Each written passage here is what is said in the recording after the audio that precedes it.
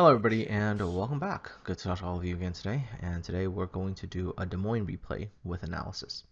Now before I get started, I do have to apologize that the last video, well, in terms of concept was correct, the video quality wasn't all that great. That's because my screen capture software kind of potatoed. Hopefully it's better today. Now, before we start, let's talk about the Des Moines real quickly. Remember, Des Moines has 27mm plating on the bow, 27mm on the stern, and then of course the midsection here, and of course upper belt is 30mm. Bow and stern allows you to angle against 380mm guns. The middle section allows you to basically bounce things up to 429mm. Basically, Montana, GK, Conqueror, those kinds of things. You are vulnerable, of course, to ships like Republic. You're vulnerable to things like Thunderer, Kremlin, Yamato. So you have to be have a certain degree of caution towards those kinds of ships. Enemy team, of course, is fortunate in this game. There is one major threat, that is the Georgia. They've actually got 3 Jean Barts in a division. That's usually a pretty bad division, by the way. Now, you don't generally want to run 3 battleships, not the world's greatest composition. And they have North Carolina, which is a bit of a threat. So start of the game, what I want to do is take a look at where do I want to go. Of course, I spawn south. That means I generally need to be here in the southern area. So the big problem in the south here is there's not a lot of island cover, which is what Des Moines actually wants to have. So what you're typically going to do in that kind of situation is you're probably going to do a lot of open water shooting. So there's 2 ways. One is, of course, to get into a position, turn away, allow yourself to be angled in an away direction, and then shoot across this way. That's one way of doing it. The other way, of course, is just simply to kind of maneuver and fight and shoot as you're maneuvering. So there's sort of ways to fight that. Of course, this enemy team, very quickly you notice something's not going to go well for them. There's Georgians going this way, there's Jean Bart's going this way, the other Jean Bart looks like it's going this way.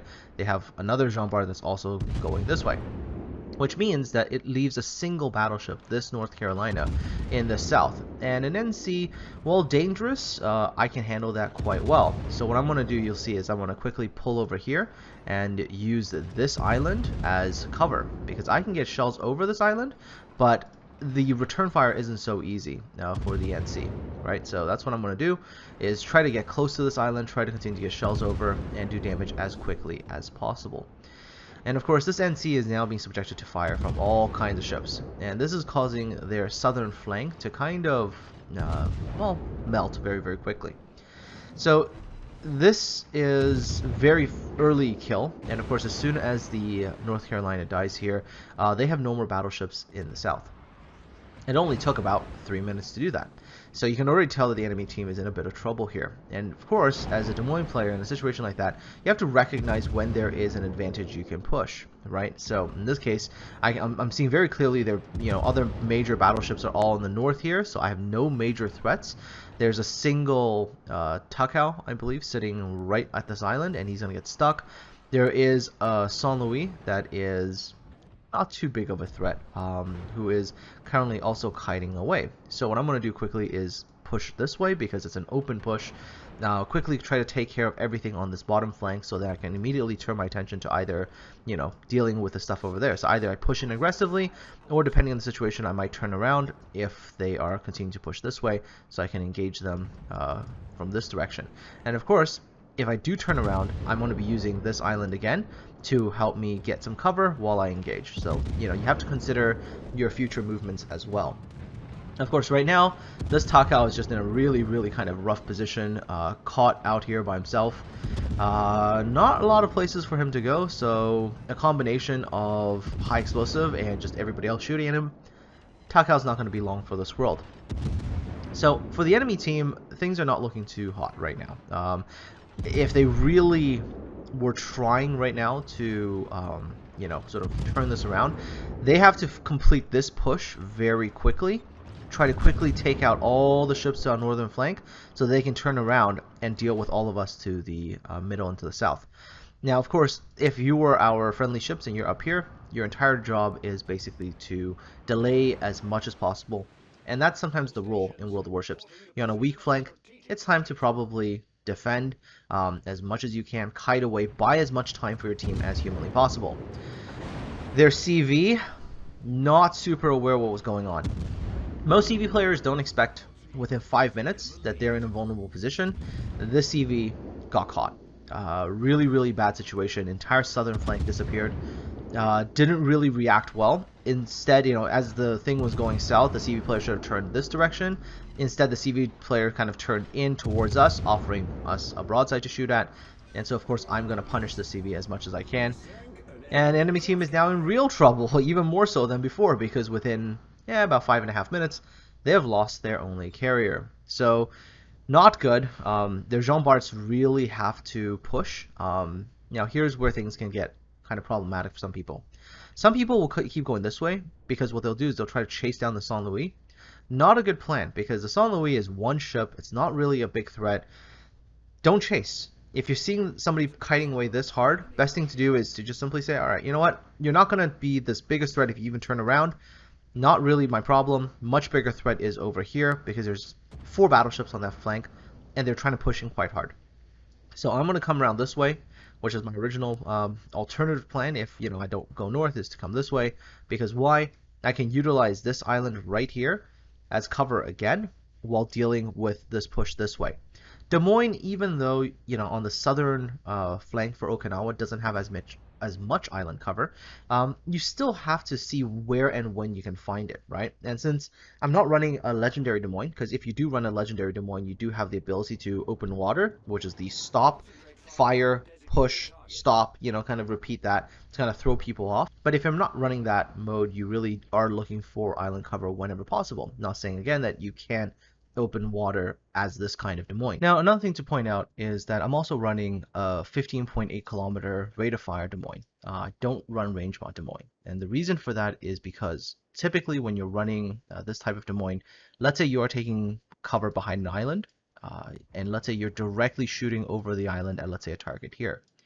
And so that's a solo target that you're engaging. What you don't want is to increase your range so much more, right? Where, let's say that's the amount of range that you have with the range mod, where something on the side over here, maybe something that's over here, actually ends up spotting you. And, therefore allowing the opposing ship that you're engaging in a 1-1v1 over the island to possibly get shots in on you. Because some island cover, for example, will block line of sight just enough, but isn't tall enough for the enemy ships to not get shots in at you. So do keep that in mind. Anyways, originally, if there was, let's say, a Georgia that was directly in the open ocean here, I probably would have taken cover more behind the island. But of course, in this case, Jean Bart. The Georgia is actually, over in this position right now. Can't really get good shots over this island. So in this case, I can actually play quite aggressively against the Jean Bart. And the reason I can do that, because the 27mm plating and the 30mm plating basically makes it so that if I angle correctly, a Jean Bart will not be able to hurt me badly. At most, an AP salvo can be targeted towards my superstructure, but that is about it. And superstructure damage is kind of limited to how much you can get. Of course, a Jean Bart can opt to use HE, but then of course the damage output falls down quite dramatically. So you'll see me pushing actually very aggressively in this direction, sort of keeping my bow pointed towards the Jean Bart so that the Jean Bart can't really hurt me, but with my rate of fire, I can get through his HP pool very quickly. Des Moines, if you're in a pure DPM war, you're not going to win. DM just has so much capability to output damage, and that on top of the fact, you get fires as well. That's just very quickly, you watch this battleship just eat damage very rapidly from my Des Moines.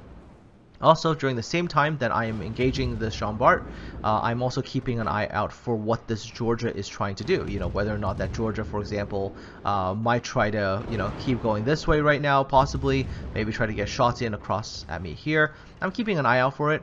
The Jean Bart on their team does actually need help, but he's not really going to get it. The Georgia's not really going to get there in time. Plus, I think the Georgia's actually trying to slow down here. So you can see the Jean Bart didn't really do much to me.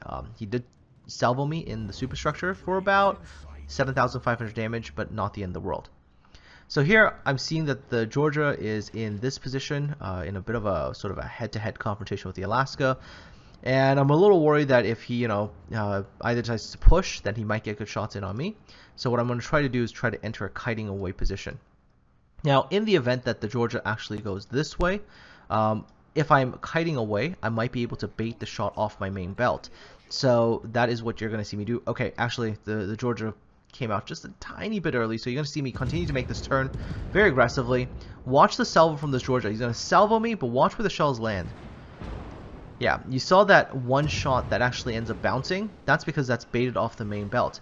Now, if he had targeted a little higher, tried to hit the upper belt section, he probably could have gotten good damage, but not too worried about that. Okay, here comes the enemy cruisers. They're just sort of feeding themselves here. Riga and a Des Moines, they're both going to come out in a really bad angle. You can take a look at the angles that's happening here. I'm angled away, but they're all coming out flat. This gives it, this just gives me the opportunity to hurt them significantly here. Actually, earlier I did make one mistake. While I was sort of turning away, I could have burned the radar a little bit earlier just to see what was going on. But either way, I was going to be kiting away, so that's kind of the reason why I didn't do it at the time.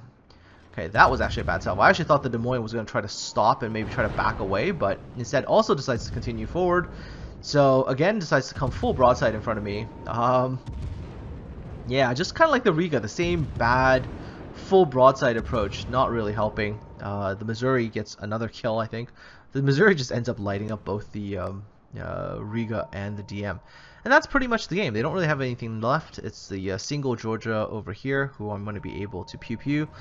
Even though he's there, this island, as you can tell, is very low. So what I'm going to do is probably just target on the mini-map. So I'm just going to target like there on the mini-map. And I'm going to start dropping HE shells on him. So you can see that's what I'm going to do right here. And this is just going to allow me to pick up the last little bit of damage as we're about 990 points already. So the game's already over. Pick up a bit more damage. And that pretty much is the game. As probably going to get my last 1,000 damage there, and game's done. So that was 190,000 damage in quite a short battle. I think the battle only lasted about 11 minutes and something seconds. Yeah, so there we go. Final results: 221 hits, 6 citadels, 6 fires, 3 enemy ships sunk, a Confederate. Let's take a look at the base experience as well to give you a sense of where I finished on the team. 2247 base experience. The Missouri, who got 2 extra kills, those could have been mine if he wasn't there. Might have been a Kraken, over 200,000 damage. That's okay, all good. He got the shots in as well. Take a look at the damage. You can see 67,000 from HE, 21,000 from fires, 101,000 AP. And with DM, you do have to know when to switch to your armor piercing. And final credit earned 739,387 with a premium account, 480,000 without, of course, with a whole bunch of flags. Anyways, folks, I hope this video has been informative for all of you and sort of useful to see how things were planned out. And one last thing, I do apologize if audio quality isn't really up to par, especially my voice. It's because of the noise suppression software that I'm using right now. It allows me to record during the day where there's a lot of background noise around me. So, we kind of have to make do for now. One day, when I move to somewhere quieter, probably will be able to go back to the old way of doing things. Other than that, yeah, take care, be safe out there, and I'll talk to all of you again next time.